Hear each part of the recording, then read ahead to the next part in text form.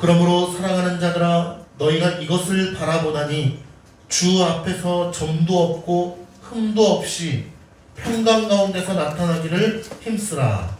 또 우리 주의 우리 참으심이 참으심이 구원이 될 줄로 여기라. 우리가 사랑하는 형제 바울도 그 받은 지혜대로 너희에게 이같이 썼고 또 그 모든 편지에도 이런 일에 관하여 말하였으되 그 중에 알기 어려운 것이 더러 있으니 무식한 자들과 굳세지 못한 자들이 다른 성경과 같이 그것을 억지로 풀다가 스스로 멸망에 이르느니라. 그러므로 사랑하는 자들아 너희가 이것을 미리 알았은즉 무법한 자들의 미혹에 끌려 너희가 굳센 데서 떨어질까 삼가라. 같이요. 오직 우리 주 곧 구주 예수 그리스도의 은혜와 그를 아는 지식에서 자라가라. 영광이 이제와 영원한 날까지 그에게 있을지어다. 아멘. 박윤석 강도사님께서 구주 예수 그리스도의 은혜와 그를 향한 지식이라는 제목으로 말씀 전해주시겠습니다. 하나님 아버지 참으로 감사드립니다. 주님께서 이렇게 은혜를 주셔서 하나님 은혜 가운데 주일 예배를 우리 성도님들이 함께 드리게 해주시면 감사드립니다. 특별히 이제 오늘 베드로후서의 마지막 이제 말씀을 우리가 같이 나누길 원합니다. 하나님께서 은혜 주시고 하나님의 말씀만을 하게 하시며 하나님께서 우리에게 깨닫게 하여 주시고 이 말씀의 뜻을 묵상하며 살아갈 수 있는 우리 믿음의 성도님들 모두가 되게 도와주시옵소서. 함께할 줄 믿사오며 살아계신 예수님의 이름으로 감사하며 기도를 드립니다. 아멘.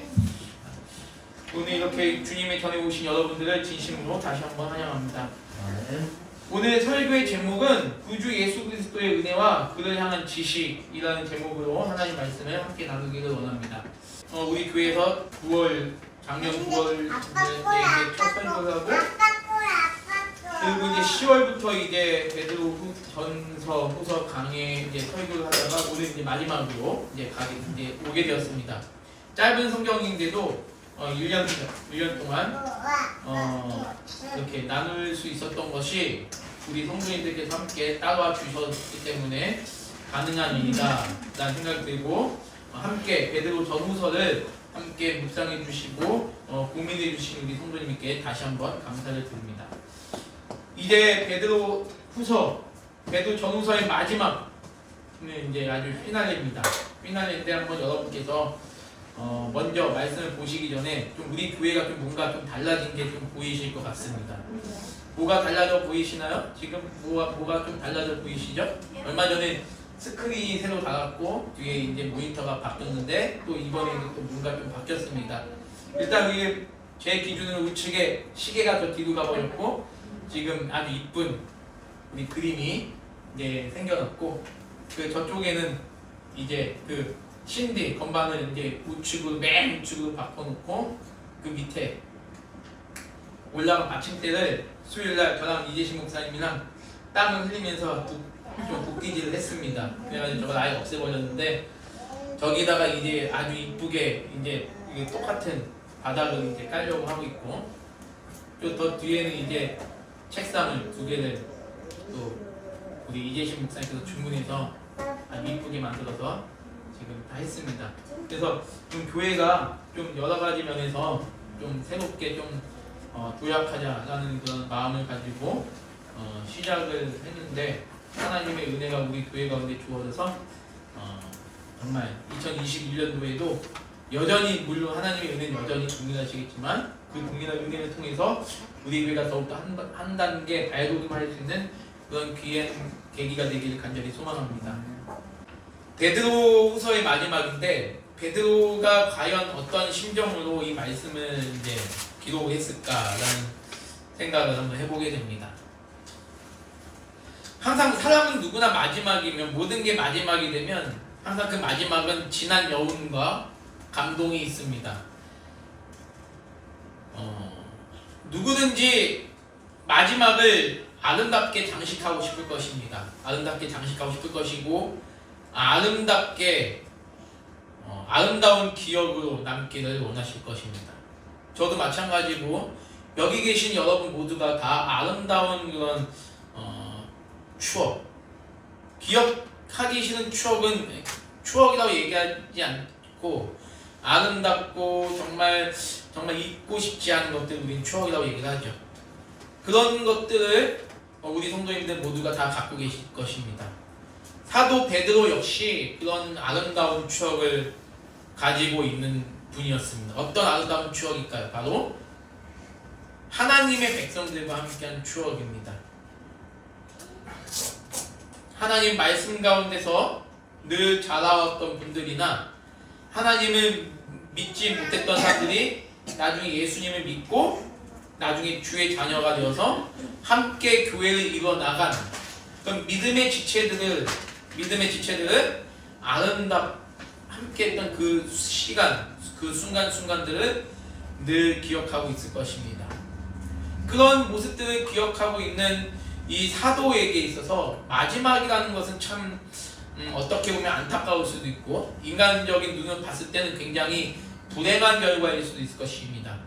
순교라는 게 믿지 않는 자들에게는 굉장히 왜 예수가 누구길래 아니 뭐 예수가 얼마나 대단한 존재이길래 그를 위해서 목숨을 바칠 수 있을까? 예수님을 믿지 않는 자들은 충분히 그런 생각을 합니다. 교회를 다니지 않는 자들은 하나님을 믿지 않는 사람들은 이렇게 주일날 우리가 교회에 나와서 예배를 드리는 것이 심히 의아해할 수 있을 것입니다. 제가 이제 오늘도 보니까 여전히 주일날 역시 등산객들이 많아요.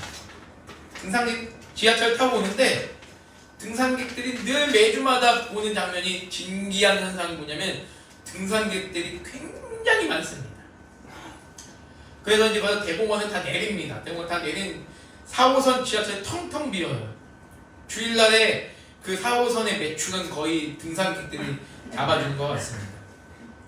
근데 그 등산객들이 정말 보편적인 것 같고 이렇게 주일날 예배드리러 교회 나오는 사람들은 아주 희귀한 동리인 것 같아요. 세상은 정말 그런 모습입니다. 주일은 원래 하나님께서 거룩하게 예배드리라고 주의 부활을 감사히 여기고 주님의 부활을 축하라는 그런 의미가 있는 날인데 어떻게 된 게 그런 주님의 부활에 대한 기쁨과 감사는 너무나도 엉뚱한 모습을 비춰주고 오히려 세상 여기저기로 놀러가는 것이 주일의 풍습이 되어버렸습니다. 마찬가지로 초대교회의 그 수많은 순교자들은 예수라는 이름을 지키기 위해서 피를 뿌리며 죽어갔습니다.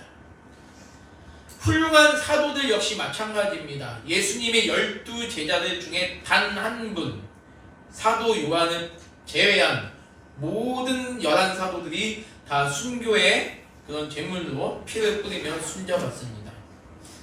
초대교회 역사 450년 동안 순교자의 수는 수없이 많습니다.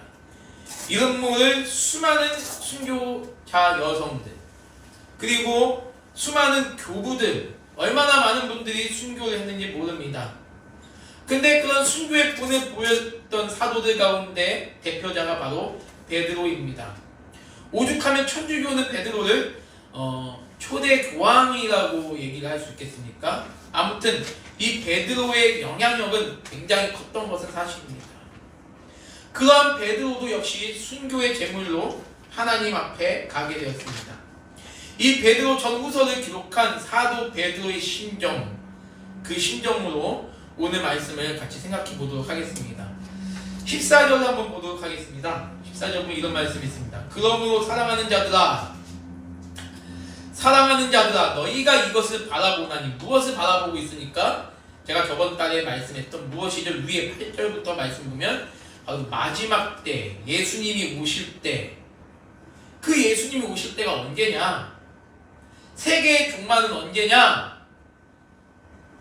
우리는 그날을 바라보는 존재들입니다. 기독교는 어떤 종교죠? 바로 부활의 종교입니다. 죽음의 종교가 아니라 부활의 종교입니다. 석가모니는 이렇게 얘기합니다. 어떤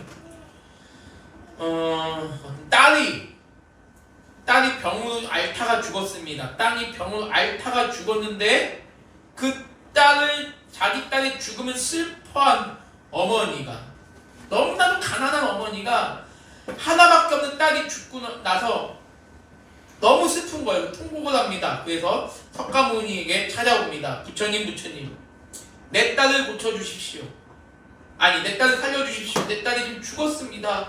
너무나 고생하다가 병으로 죽었습니다. 제 딸을 살려주십시오.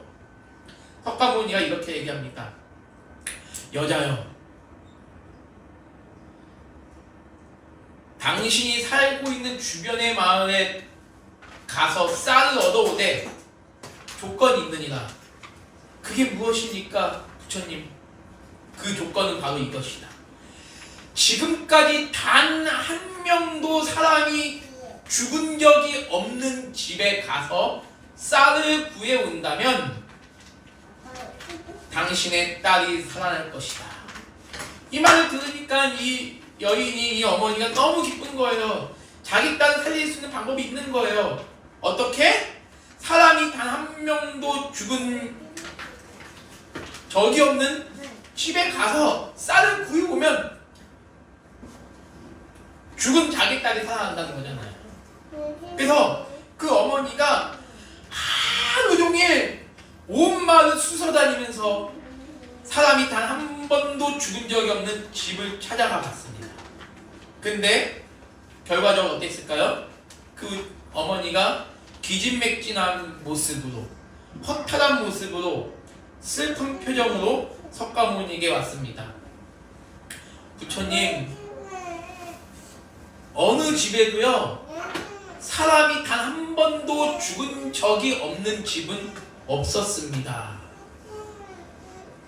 석가모니가 이렇게 얘기합니다. 바로 그것이 정답이다. 이 세상에 어떤 집도 사람이 단 한 번도 죽은 적이 없는 집은 없다.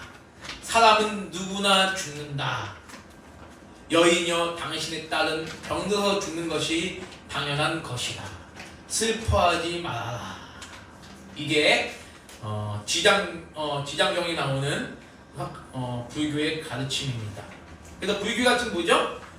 누구나 인간은 죽는다. 누구나 인간은 죽는다 해서 인생무상. 그 말은 곧 어떻게 표현한다? 색즉 시공, 공즉 시색. 이것이 바로 불교의 용어입니다. 모든 것은 다 텅 빈 것이고 그 텅 빈 것은 다 뭐다? 공허한 존재일 뿐이다라는 사실을 말하고 있습니다. 근데 우리는 그에 반해서 우리 기독교는 어떤 것이죠? 우리 예수님은 어떤 분이십니까? 동일한 조건입니다. 딸이 죽었어요. 딸이 죽었는데 아버지가 찾아왔습니다. 어머니가 아니라 이건 아버지죠. 딸이 하나밖에 없는 딸이 죽었는데 아버지가 예수님께 찾아왔어요. 예수님, 내 딸을 살려주십시오. 내 딸이 병들어 죽었습니다.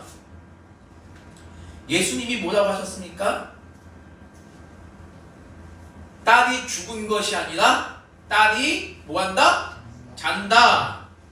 자, 여기서부터 이제 사람들이 비웃습니다. 딸이 잔다고? 죽은 사람 보고 잔다는 게 말이 돼? 비웃기 시작하죠. 예수님이 소녀를 찾아가서 뭐라고 합니까? 예수님이 이렇게 말씀하셨습니까? 누구나 인간은 죽는다. 이렇게 말씀하셨습니까? 아니죠. 우리 예수님 어떻게 말씀하셨습니까? 이렇게 말씀하셨습니다. 네 글자로 말씀하셨죠. 그 네 글자가 무엇인지 아십니까? 달리다붐 딱 하셨다는 거예요. 예수님께서. 하은아 따라해봐. 달리다붐. 창피하죠. 우리 채훈이 한번 따라 보세요. 달리다붐. 달리다붐이 무슨 뜻이죠?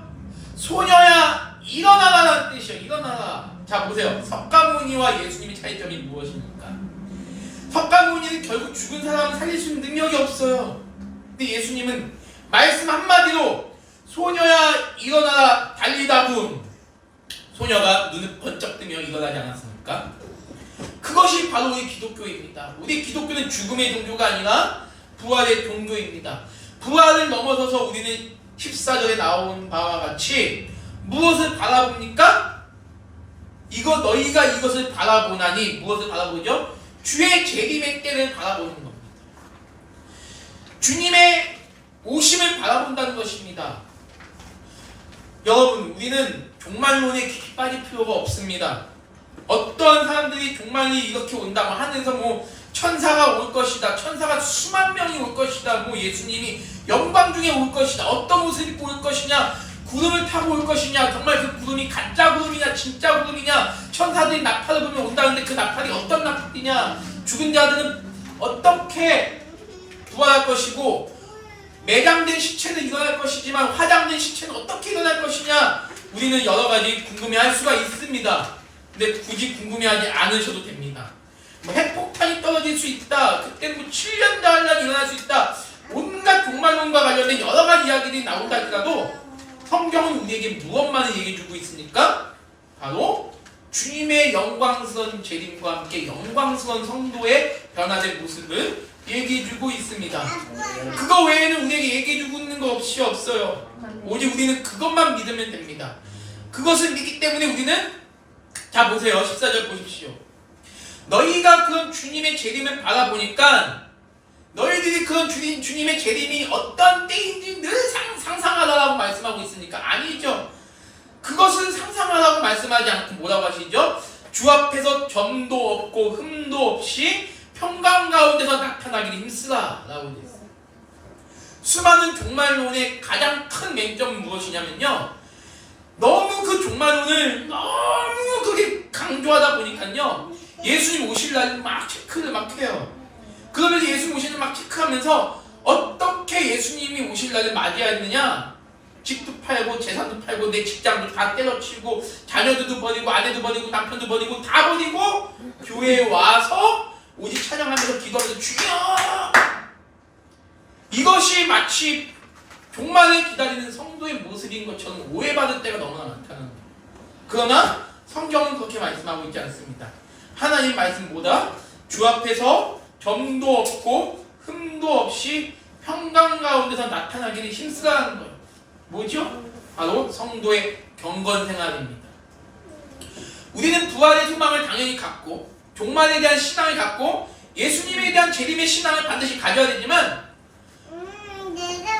중요한 것은 무엇이냐면 우리가 그런 신앙을 가지면서 동시에 우리는 이 세상 가운데서 하나님의 백성으로서 과연 어떻게 살아야 될 것인가를 더 우리는 깊이 있게 묵상하며 나아가야 된다는 것입니다.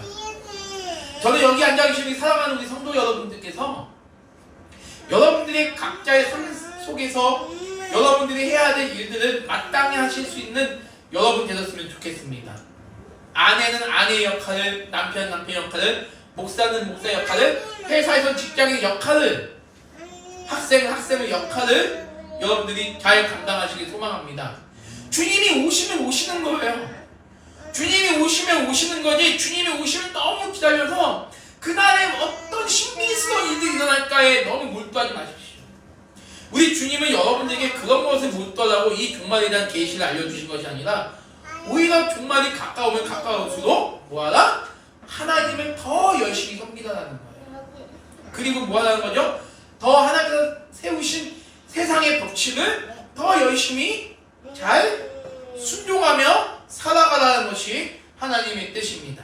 지금 사도 베드로는 자신이 이제 없어지고 나서 남아있는 그리스도인들에게 뭐라고 얘기합니까? 이제 로마의 핍박이 올 것이고 이단들의 핍박 유혹이 올 것인데 그것을 너희가 대항에서 칼로 싸우고 그들을 죽이라고 말씀하고 있지 않습니다.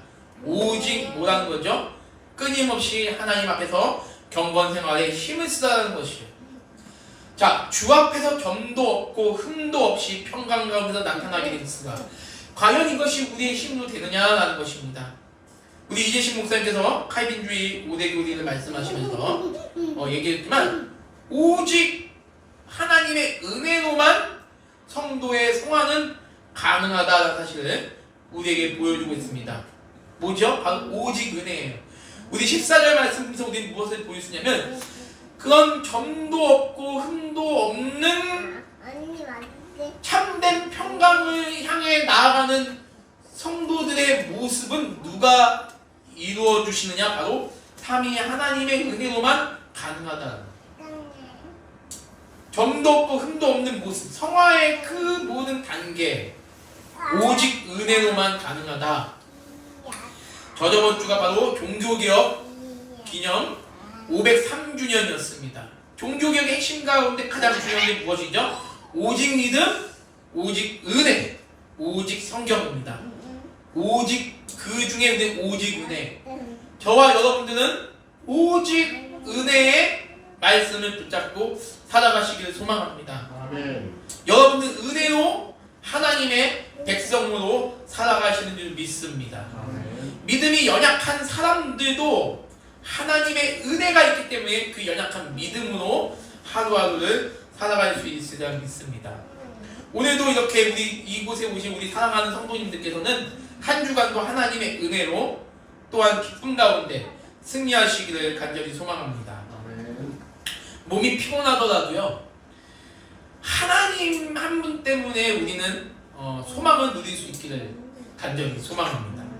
지금 그러한 말씀, 그러한 의도를, 그 사도는 이제 장차 거대한 제국의 핍박을 눈앞에 두고 있는 수많은 그리스도인들에게 지금 말씀하고 있는 것입니다.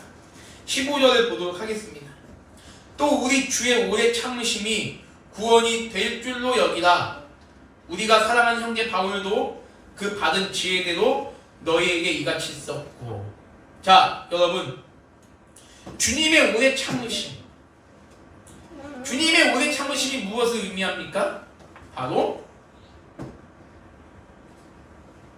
한 사람이라도 구원하시기를 원하시는 주님의 그 사랑의 마음입니다. 자, 우리가 이제 주일 오후에 한 시간 반에서 2시간 정도 우리가 초대교회사를 함께 공부하고 있는데, 초대교회사는 제가 여러분에게 말씀드렸던 내용이 있습니다. 뭐가 있죠? 초대교회사는 종말론적인 공동체에서 제도적인 교회로 바뀌어가는 시점을 우리 초대교회사의 한 특징으로 얘기를 하고 있습니다. 자, 초대교회 신자들은 정말 예수님의 재림을 너무너무 기다렸어요. 왜 기다렸다 그랬죠, 제가? 초대교회 시간에 예수님이 직접 말씀하셨으니까. 너희들이 내가 올라간 대로 내 모습 그대로 볼 것이다. 천사들도 그 얘기했고, 그리고 살아서 내가 올 것을 볼 자들이 있느니라라고 우리 예수님께서 분명히 말씀하셨거든요. 그렇기 때문에 사람들은 예수님이 내가 살아있는 생전에 예수님이 다시 재림하시겠지. 또 하나, 예수님의 재림을 왜 초대교회 신자들이 그렇게 기다리고 고대했을까요? 수많은 사람들이 핍박 가운데 죽어가니까 너 예수님 믿을 거야 안 믿을 거야 해가지고 예수 믿는 사람 죽이니까 너무 그 고통과 순교와 박해가 너무나 심하니까 그 박해를 이기기 위해서는, 그 박해를 마지막으로 이기게 하신 분이 누구시죠? 예수님이시잖아요. 예수님이 오시면 모든 박해가 끝나고 저 수많은 죄인들은 다 하나님의 심판을 받아서 지옥에 떨어질 것이기 때문에 예수님이 분명히 우리 시대에 오실 거야라는 그 종말론적인 그런 신앙이 매우 강했던 시대입니다. 그런데 하루, 이틀, 3일, 나흘, 한 달, 두 달, 석 달, 넉 달 지나가면서 우리 예수님이 재림이 안 하시는 거예요. 예수님이 오신다더니 왜 안 오시지? 그러다 보니까 예수님이 살아신 전에 있었던 사람들 다 이제 수명이 다해서 죽고, 그들의 후손들이 태어났음에도 불구하고 예수님이 아직도 재림하시지 않는 겁니다. 그리고 또 그들의 후손이 또 죽고 그들의 후손이 또 태어났는데 그 후손이 태어났음에도 불구하고 예수님의 후손은 예수님 후손 죄송합니다. 예수님의 재림은 오지 않는 거예요. 자, 성경은 우리 보고 뭐라고 합니까? 예수님의 재림을 고대하라고 합니까? 고대하지 말라고 합니까? 고대하라고 하시죠? 그래서 요한계시록 마지막 장에서 뭐라고 그러죠? 아멘 주 예수여 오시옵소서. 마라나타 신앙입니다. 근데 주님의 재림을 우리가 고대하는 신앙을 갖는 것과 주님의 재림을 막 하루 이틀 막 3일 막 이렇게 안절부절하지 못하면서 기다리는 것은 좀 차이가 있죠. 내 할 일을 하지 아니하고 가족을 내팽개치고 자녀를 내팽개치고 직장을 내팽개치고 교회에만 틀어박혀서 주님의 재림을 기다린다는 것을 우리 주님이 원치 않았습니다. 오히려 주님이 이렇게 말씀하십니다. 우리 주의 오래 참으심이 15절에 우리 주의 오래 참으심이 구원이 될 줄로 여기라. 이 말씀은 무슨 뜻이죠? 주님이 오래 참지 아니하시고 벌써 재림하셨다면 수많은 자들이 다 지옥에 떨어졌을 것이라는 거. 자, 2000년이 지난 지금까지도 우리 예수님은 재림하지 않으셨습니다. 그것이 우리에게 복인 줄 믿습니다. 여러분들 자녀들에게, 여러분들의 가족들에게, 여러분들의 기도로 한 영혼을 귀히 여기는 여러분들의 그 기도가 있기 때문에 우리 주님이 아직도 재림하시지 않는다는 사실이에요. 한 영혼을 천하보다 귀히 여기는 우리 하나님의 마음이, 그 하나님의 사랑이 한 명이라도 더 구원하시기 위한 그 주님의 마음 때문에 주님의 재림이 이렇게 오래 참으신 가운데 지연되고 있다는 사실입니다. 그것이 뭐죠? 당시 유대의 기독교인들에게는 엄청난 위로가 되어야 된다는 사실을 지금 사도는 얘기하고 있습니다. 주님이 기다린다 해서 주님이 안 오셔서 너희들이 절망할 것이 아니라 오히려 주님이 안 오시는 것은 아직도 구원받을 백성들이 있기 때문에 오시지 않는 것이다. 이것이 당시 성도들에게는 큰 위로가 되었다는 사실입니다. 이 땅이 죄악이 너무나도 관영하는 이 시대에 끝까지 그러한 세상을 멸하지 아니하고 하나님께서 참으신다는 사실. 저는 여러분들에게 감히 부탁을 드립니다. 여러분의 가족 중에 아직도 주님을 믿지 않는 그런 분이 있다면 그 가족을 위해서 애통해 주셨으면 좋겠어요. 그것이 바로 주님의 심정입니다. 여러분의 친구 중에, 여러분의 자녀 중에, 여러분의 가족 중에 아직도 여러분의 이웃 중에 여러분이 기도로 한 영혼을 위해서 기도하고 계신다면 정말 여러분은 복된 성도입니다. 주님의 마음을 갖고 있기 때문입니다. 그렇기 때문에 여러분들 그런 주님의 마음을 여러분들 늘 기억하시면서 기도하시고 전도하시고 그렇게 하시기를 간절히 소망합니다. 16절 말씀을 한번 보겠습니다. 또 그 모든 편지에도 이런 일에 관하여 말하였으되 그 중에 알기 어려운 것이 더러 있으니 무식한 자들과 굳세지 못한 자들이 다른 성경과 같이 그것도 억지로 풀다가 스스로 멸망에 이르느니라. 지금 계속 지금 이 3장은요 잘못된 종말론에 대해서 사도 베드로는요 잘못된 그런 종말론에 대해서 지금 정말 걱정하는 마음으로 지금 마지막까지 지금 마무리 편지에다가도 이렇게 쓰고 있는 거예요. 얼마나 당시가 그 종말론이 얼마나 그 잘못된 이상한 종말론이 기독교인들 사이에 판을 쳤는지 이러한 죽음을 앞에 둔 사도도 간절한 마음으로 지금 이 편지를 이렇게 종말론에 대해서 쓰고 있는 것입니다. 여러분 성경 말씀은요 성경에 나오는 모든 내용이 우리가 우리 이성을 이해하기는 너무나 신비합니다. 그렇잖아요? 하나님께서 세상을 만드시고 죽은 자를 살리시고 하나님이 눈에 보이지 않으시고 예수께서 우리를 위해서 죽으시고 부활하시고 승천하신 그 모든 사실이 얼마나 이게 신비한 사실입니까? 그리고 성경은요 너무 심오해요. 여러분들 과학자들도요 성경을 통해서 과학을 연구하기 시작합니다. 천문학, 생물학, 미생물, 화학 모든 분야에서 성경이 더 이상 외면하지 않는 시대가 되어버렸습니다. 성경의 핵심 주제는 너무나 명확합니다. 물론 이 어려운 성경 가운데서도 성경의 핵심 주제는 너무나 명확합니다. 하나님은 하나님으로 드러내고 예수 그리스도는 우리의 구원을 위해 오신 분. 이것이 바로 성경 66권의 핵심이죠. 그러나 그 진리를 드러내는 모든 과정의 내용 가운데 하나님께서 숨긴 것이 너무나 많아요. 우리는 이 성경을 통해서 하나님에 대해서, 이 세상에 대해서 전부를 알 수 있다고 생각하시면 안 돼요. 아, 성경을 찾아보면 하나님에 대해서 우리가 다 알 수 있겠지? 성경을 보면서 우리가 하나님에 대해서 다 알 수 있겠지? 세상에 대해서 다 알 수 있겠지? 그러나 성경은요, 침묵하는 내용들이 너무나 많습니다. 우리는 저도 이제 가끔 그런 의문점을 늘 갖고 있는데요. 우주는 끝이 있을까 없을까? 뭐 외계에는 있을까 없을까? 그럼 막 사람들이 막 온갖 이상한 막 생각들을 막 하게 되죠. 그 성경에 나오지 않는 여러 가지 수수께끼들을 막 풀어내려고 막 노력합니다. 성모 마리아가 동정녀로 탄생했다는데 그 동정녀가 어떻게 남자가 없이 동정녀가 탄생할 수 있지? 막 이런 고민을 막 과학적으로 막 해결하려는 분들도 있어요. 그 천국 가면 우리는 뭐 정말 뭐 아브라함과 이야기할 수 있을까? 뭐 천국 가면 우리 부모를 알아볼 수 있을까 없을까? 막 이런 막 이야기들이 많이 있습니다.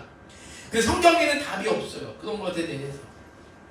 그런데 답이 없는 것에 대해서 우리는요, 피조물인 인간은 그런 하나님의 계획에 순응하여 알려고 하지 않는 것이 오히려 마땅하다고 생각을 합니다.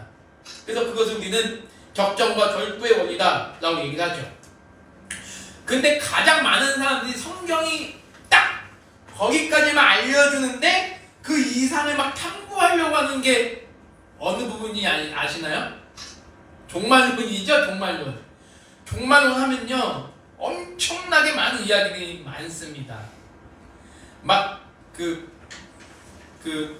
전 유럽이 뭐 하나가 되면 뭐 뿔 달린 어떤 짐승이 이제 나타나서 전 유럽을 통치하게 될 것인데, 그때가 되면 예수님이 재림하실 것이다, 막 이렇게 얘기하는 분들도 있고, 뭐 이상한, 아무튼 여러 가지 이야기들이 많이 있습니다. 저는 이 베드로가 지금 왜 이런 편지를 썼는지 여러분이 기억하셔야 됩니다. 제가 늘 얘기하잖아요. 베드로 전후서의 역사, 그 시대적인 배경보다 로마의 박해도 있지만 또 무서운 게 뭐냐면 이단들의 유혹이 너무나 컸어요. 이단들의 유혹 중에서 가장 큰 게 뭐냐면 바로 종말론입니다. 아니면 영지주의입니다. 이 두 가지가 너무나 많은 그 초대교회의 큰 이단들이었어요. 근데 종말론만큼 끈질긴 생명력을 지닌 이단들이 없습니다.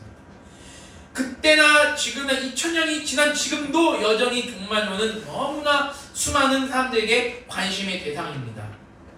성경을 우리가 제대로 잘 모르면요, 종말론에 굉장히 이상한 종말론에 빠지기 쉽습니다.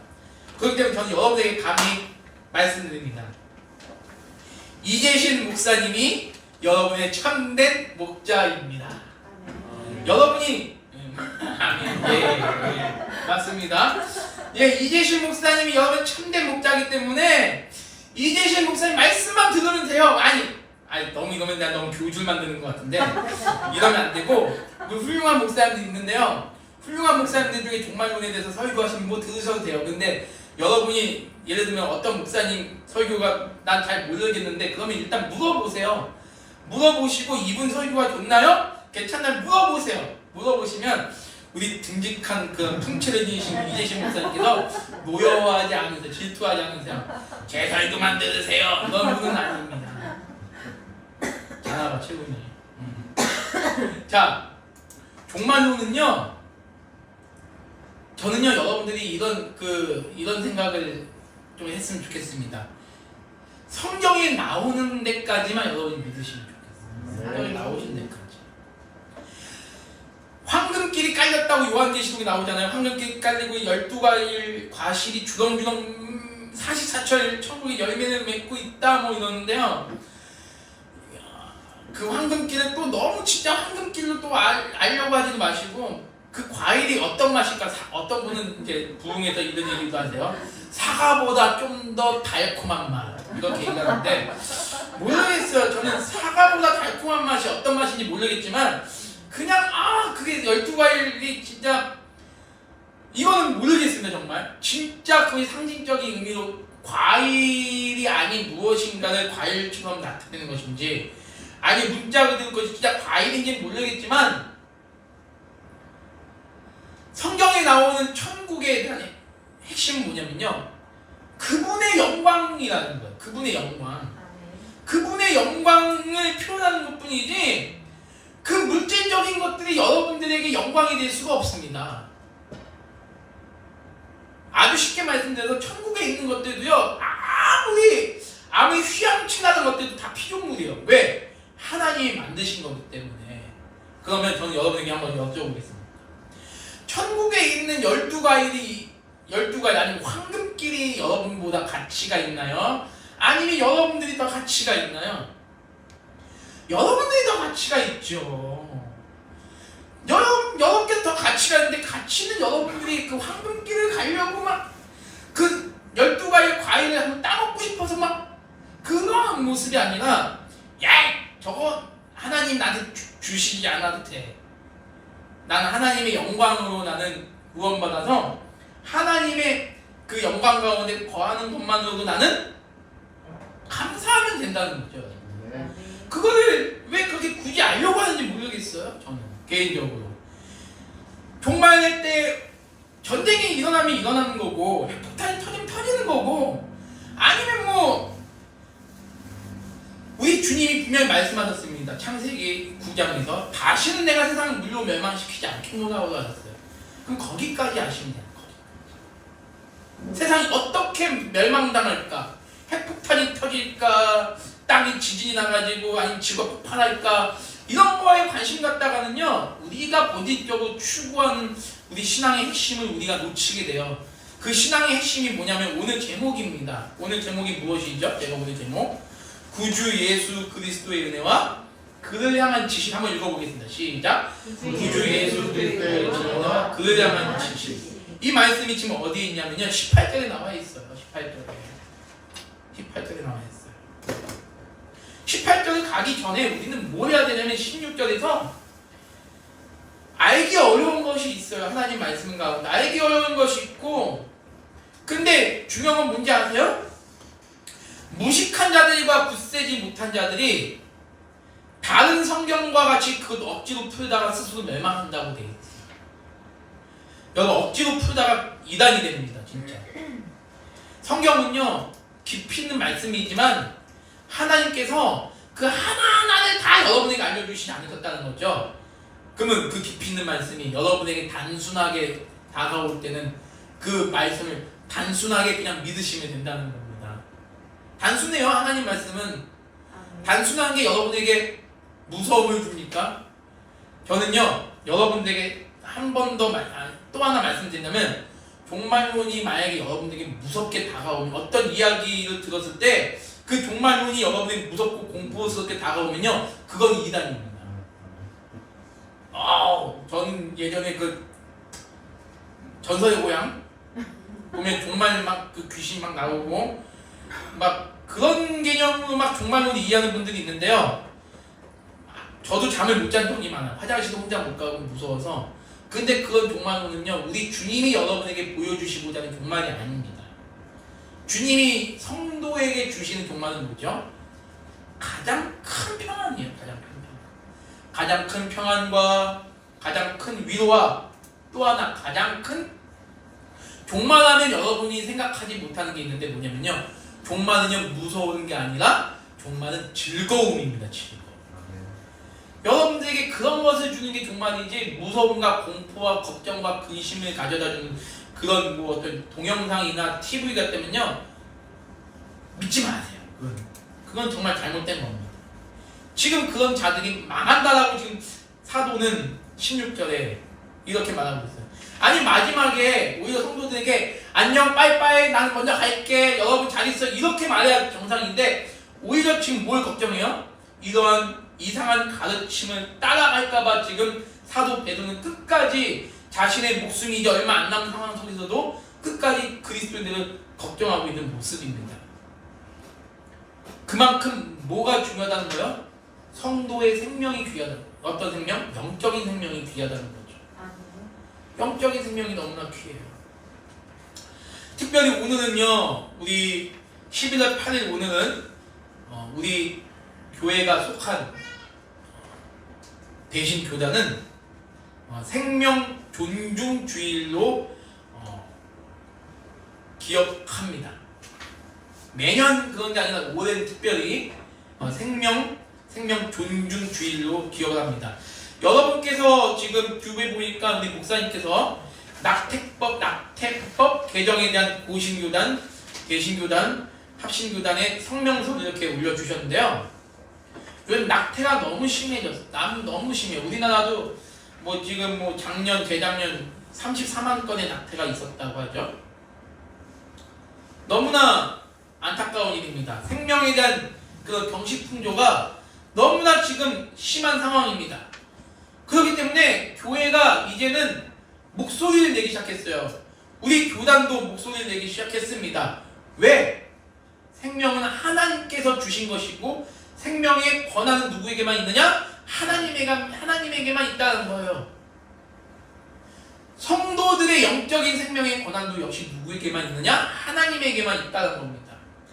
그 하나님에게만 있는 그 생명의 권한을 잘못된 수많은 이단들이 다 침탈하려고 하는 거예요.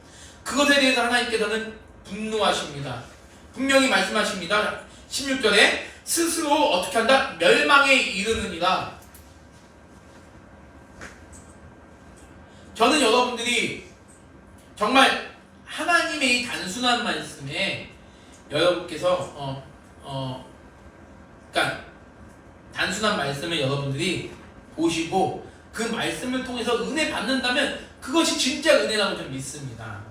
그러니까 그것을 여러분이 기억해 주셨으면 너무나 좋겠습니다. 17절을 보겠습니다. 그러므로 사랑하는 자들아 너희가 이것을 미리 알았은즉 무법한 자들의 미혹에 이끌려 너희가 굳센 데서 떨어질까 삼가라. 자 여러분 이게 또 무서운 말씀이죠. 아무리 믿음이 굳세다 할지라도요 어떤 한 사람의 그 미혹은 그 믿음을 넘어뜨리게 하기 충분하다는 겁니다. 저는요 여러분들이 선줄로 생각하시거든 넘어질까 조심하라는 그 야고보서의 말씀을 기억해 주셨으면 좋겠습니다. 선줄로 생각하지 마시고 늘 우리는 넘어질 수도 있다 라는 그런 마음가짐을 여러분께서 하나님만 의지하셨으면 좋겠어요. 너무 내 믿음에 대해서 내가 자신감을 갖게 되면요 하나님을 의지하기가 참 힘들어요. 목회자도 똑같습니다. 다 연약해요. 다 단점이 꼭 있고 넘어지기 쉽습니다. 하나님의 은혜가 아니고서는요 우리는 단 한순간도 서 있을 수가 없어요. 아예 여러분들은요 그냥 우리는 서 있지 못하는 존재라고 생각하십시오. 얼마나 많은 이단들이 믿음이 강한 자를 유혹하려는지 모릅니다. 아파트 두들기면 항상 교패 붙인 데만 찾아가요. 여호와의 증인들은요 교패 붙인 데만 찾아갑니다. 어떻게 그렇게만 찾아가는지 모르겠어요. 저는요 차라리 그렇게 당당한 이단들 보면요 배울 점도 있다고 봐요. 어떻게 하면 저렇게 당당할 수 있을까? 어떻게 하면 자신들이 믿고 있는 그 신념을 진리처럼 여기면서 사람들한테 이야기할 수 있을까? 저는 여러분께서 당당해지셨으면 좋겠는데 어떤 면에서 당당해지셨으면 좋겠느냐? 하나님의 은혜 없이는 나는 살아갈 수 없다라는 그 점에서 여러분께서 당당해지셨으면 좋겠습니다. 나는 하나님의 은혜 없이도 살아갈 수 있어가 아니라 하나님의 은혜 없이는 살아갈 수 없어 라는 것이 여러분의 신앙이 되어질 줄 믿습니다. 아멘. 여러분의 건강은 누가 주십니까? 하나님께서 여러분의 건강 슉 뺏어가시면요 우리는 죽을 수밖에 없어요. 여러분께서 아무리 여러분의 자녀들 호진이나 채훈이나 로운이나 하은이나 하영이를 애지중지 키운다 할지라도 하나님이 그나마 우리 아이들 생명 뺏어가면요, 여러분께서 그 아이들의 생명 여러분이 지킵니까? 못 지키잖아요. 여러분 부모님, 여러분 자녀들, 여러분 남편, 아내, 친구 어떻게 생명을 지킬 수 있겠습니까? 하나님께서 뺏어가시면요 못 지키잖아요, 여러분들. 이제 부모님들이 계신 분들은 잘 아실 겁니다. 저는 이 사도 베드로가 이런 성도들의 한 명 한 명의 그 생명을 귀히 여기는 모습을 보면서 참 감동이 되어졌습니다. 저는 우리 사랑 가득교회가 정말 이름 그대로 사랑이 가득하여서 성도들의 영육 간의 강건함을 늘 지켜나갈 수 있는 우리 교회가 되었으면 좋겠습니다. 미혹에 이끌려 너희가 굳센 데서 떨어질까 삼가. 종말론 얘기가 계속 나오네요. 요즘 이 시대의 종말론은요, 너무나 믿음이 좋은 성도들까지도 유혹하게 만들어요. 저게 맞는 건가? 저게 성경에서 없는 이야기들 더 합리적으로 설득력 있게 해주니까 저게 맞는 것 같네. 그러다 보면요, 우리의 믿음이 이상한 데로 빠질 수도 있습니다. 다시 한번 말씀드립니다. 풍채가 듬직하신 우리 이재신 목사님을 의지하십시오. 의자라는 건 내가 너무 이상하고 교주 만드는 거고, 이재신 목사님의 말씀만 잘 들어도 여러분들은 복받은 성도입니다. 제가 오늘 설교 때 목사님 돈 먹은 거 하나도 없어. 돈 먹은 거 하나도 없고 그냥 제가 오늘 설교 준비하면서 원고에 있는 걸 다 적어서 말하는 겁니다. 저는 여기 앉아있는 우리 성도님들도 너무나도 귀한 분이라고 봐요. 너무나 귀한 분이라고 봅니다.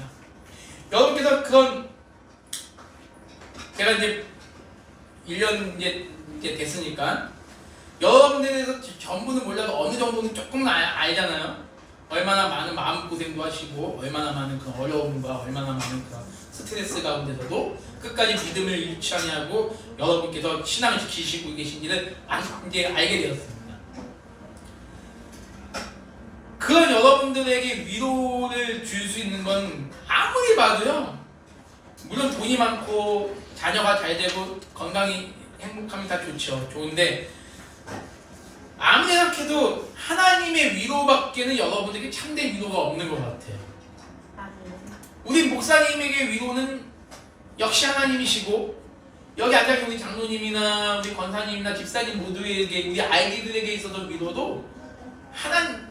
제가 이 얘기를 왜 하냐면요, 자, 저번 주 월요일날 제가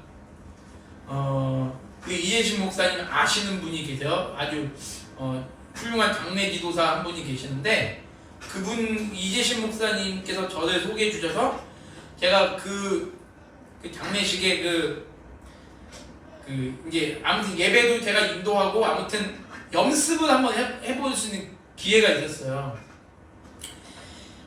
염습이 뭔지 아시죠? 죽은 그 시신의 그 몸을 닦는 겁니다. 닦는 건데 그 죽은 시신이 39살 된 아기 어머니셨어요. 6살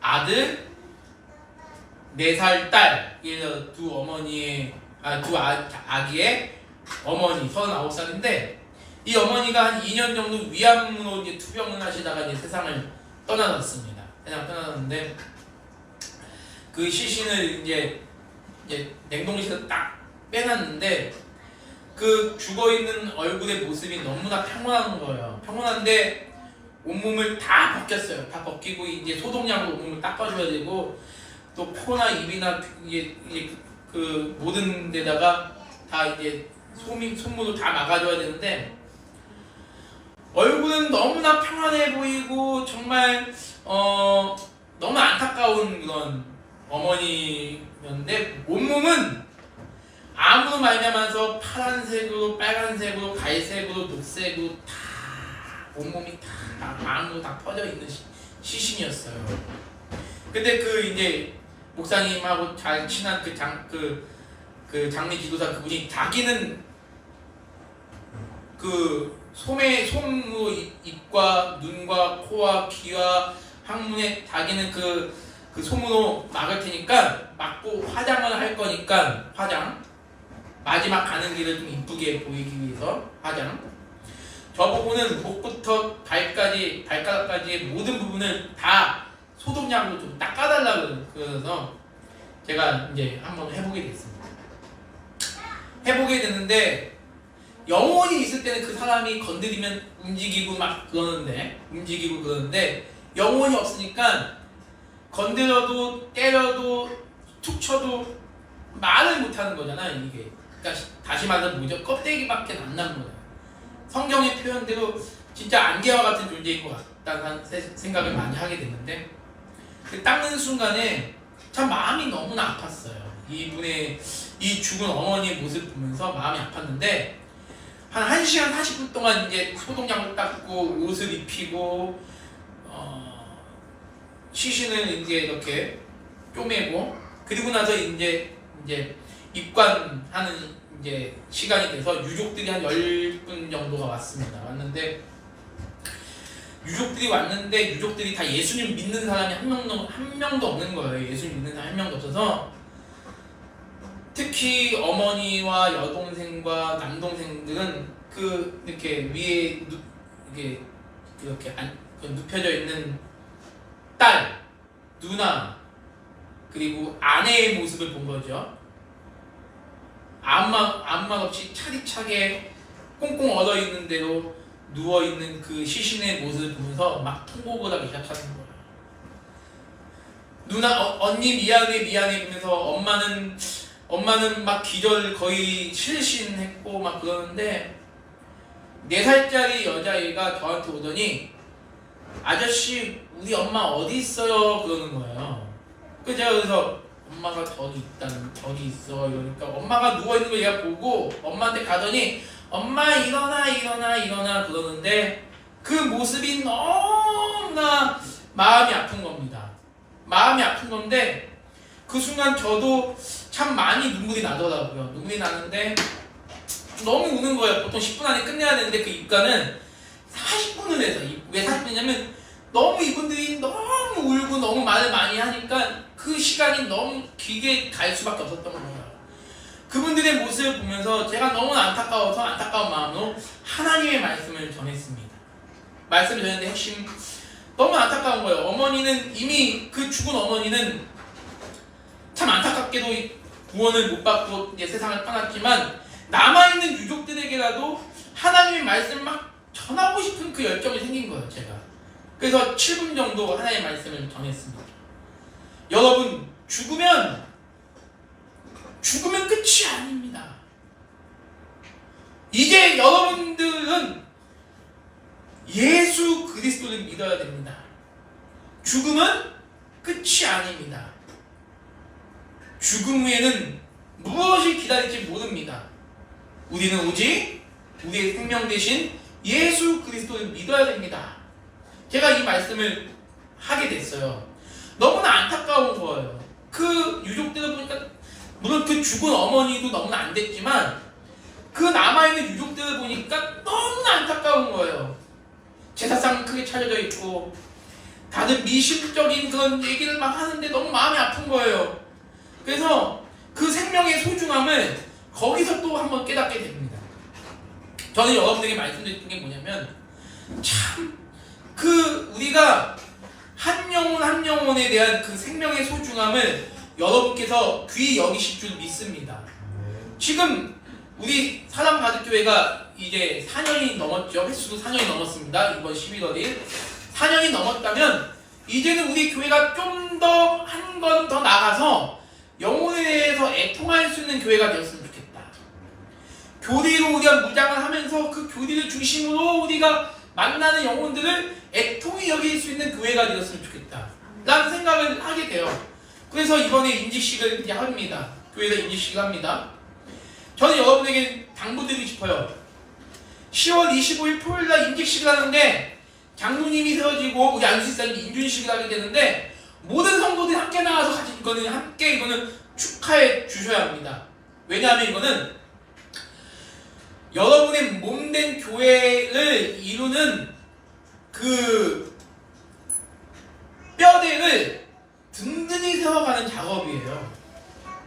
자, 장로님으로서 이제 공적인 그런 어떤 하나님의 직분을 맡은 자로 부름을 받는 겁니다.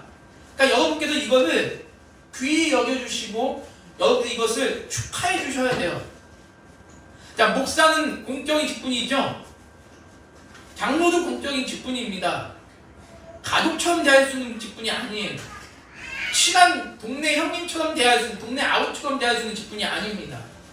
목사나 장로나 다 공적인 직분으로 교회에 없어서는 안 될 직분을 맡은 자입니다. 자, 그러면 우리가 그렇게 임직식을 했습니다. 하고 나서 그 다음에 오늘 주보의 목사에 강론했었지만 2주 연속 우리가 말씀 사경회를 합니다.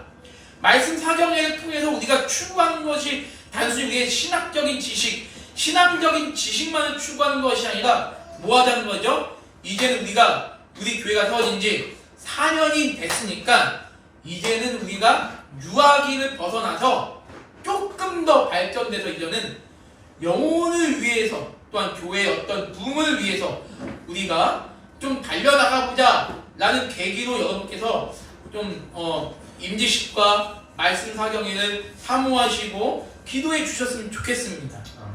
그것을 통해서 우리는 뭐라는 거죠? 이 마지막 때 우리가 서로를 세워나가는 거예요. 서로를 세워나갑니다. 누구를 세워나가죠?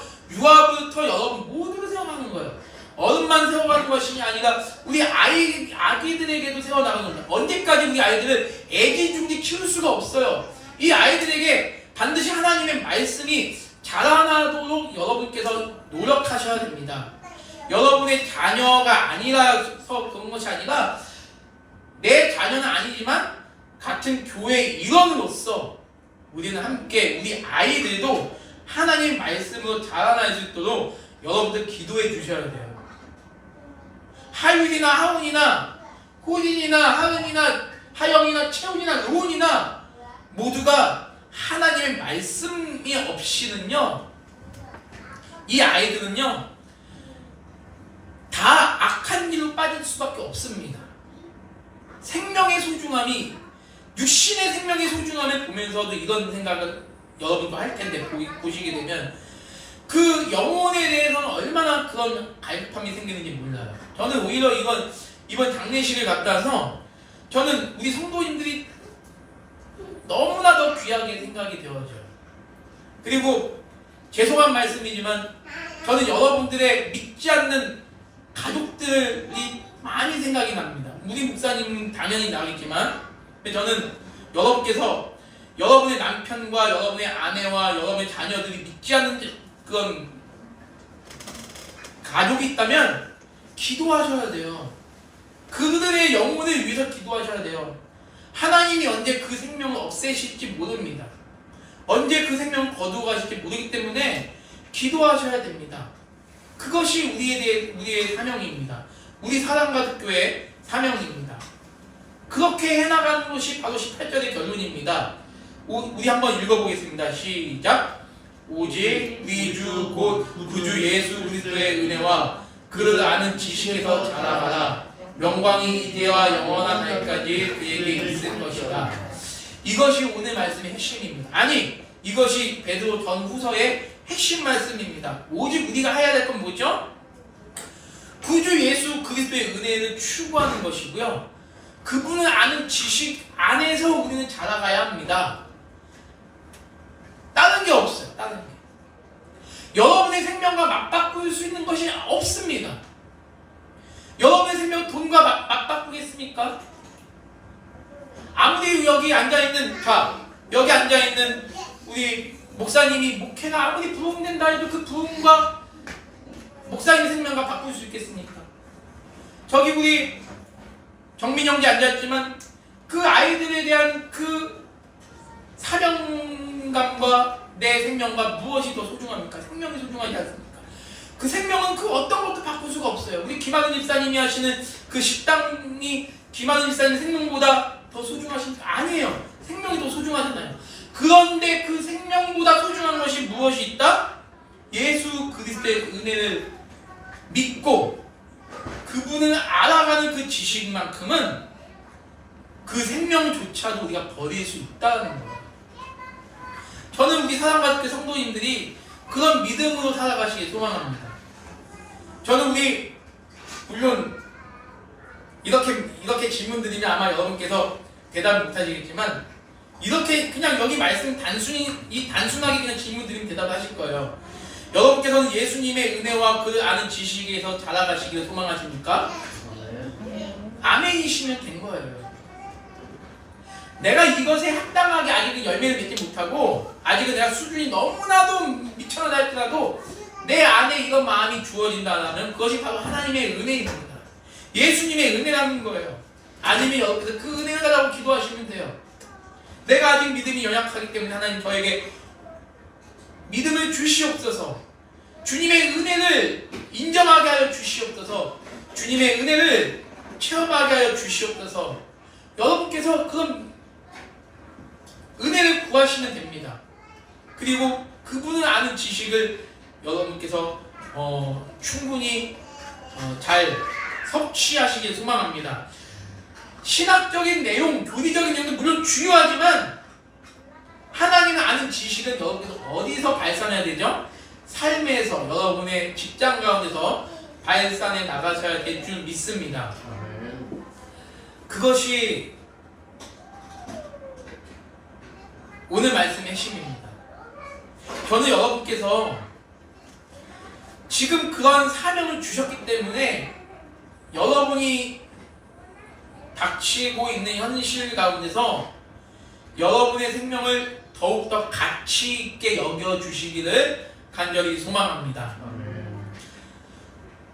많은 분, 이게 결론입니다. 많은 분들이 이렇게 얘기를 해요. 예수님이 언제 오시려나, 빨리 예수님 오시면 좋겠다. 나는 이 세상은 이제 소망이 없어, 빨리 죽고 하나님 품에 가야지. 이것이 좋은 신앙인가요? 나쁜 신앙인가요? 저는 감히 나쁜 신앙이라고 얘기합니다. 여러분들은요, 왜 하나님께서 이 땅에 여러분들의 생명을 남겨주셨습니까? 18절 말씀이에요. 오직 우리 주 구주 예수 그리스도의 은혜와 그를 아는 지식에서 자라가라고 하시기 위해서 여러분의 생명을 지금도 보존해 주신다는 겁니다.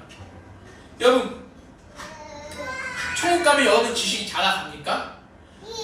천국 가면 여러분의 지식이 자라갈 리가 없어요. 왜? 그때는 하나님 영광 그 자체를 보기 때문에, 그때는 우리가 하나님에 대한 직접적인 지식을 우리가 소유하게 될 겁니다.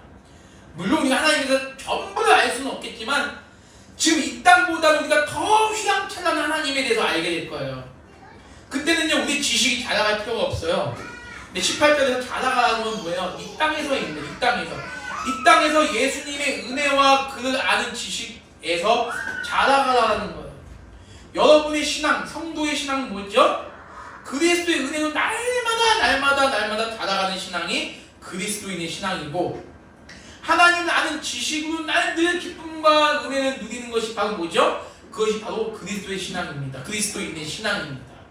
이 땅 가운데서 여러분에게 주신 생명, 그 생명의 소중함을 여러분께서 귀히 여기시고 이것을 여러분이 알아가는데 그것으로 인해서 여러분께서 기뻐하시고 감사하셨으면 좋겠습니다. 그것이 지금 이 사도 베드로의 결론입니다. 사도 베드로는 이제 순교를 눈앞에 두고 남아있는 이제 기독교인들에게 간절한 권고와 부탁의 말씀, 한편으로 여기도 위로와 격려의 말씀이 있죠. 어떤 상황에서도 그리스도라는 지식으로 자라가라. 분쟁하지 말고 싸우지 말고 어떤 것에도 욕심을 내려고 하지 말고 오직 주님을 아는 지식 안에서 자라가는 여러분들 되십시오 라는 것이 사도의 핵심입니다. 성도는요, 예수님의 은혜가 있기 때문에 존재합니다. 괜찮아요? 어떤 종교든지, 물론 얘기가 길어지면 안 되겠지만 기독교만큼 은혜를 강조하는 곳은 없잖아요. 공로, 아니면 인과응보, 이것이 모든 종교의 열매이지만 우리 기독교만큼 뭐죠? 은혜입니다. 오직 은혜. 은혜를 아는 사람들은 다 누구죠? 하나님의 백성들밖에 없어요. 여러분들은 은혜를 아는 분들이시잖아요. 하나님의 은혜를 아는 분들이신 줄 믿습니다. 따라서 하나님의 은혜를 아시는 분들은 어떤 분들이냐? 하나님을 알아가는 지식을 알아가기를 원하는 분들이실 거라 믿습니다. 그런 믿음을 가지시고 평생에 이러한 모습으로 자라가시면서 그런 모습을 통하여 우리 사랑가족교회가 설립 4주년을 맞이해서 더욱더 한층 더 성숙하게 자라갈 수 있는 우리 귀한 교회가 되기를 간절히 소망합니다. 기도하겠습니다.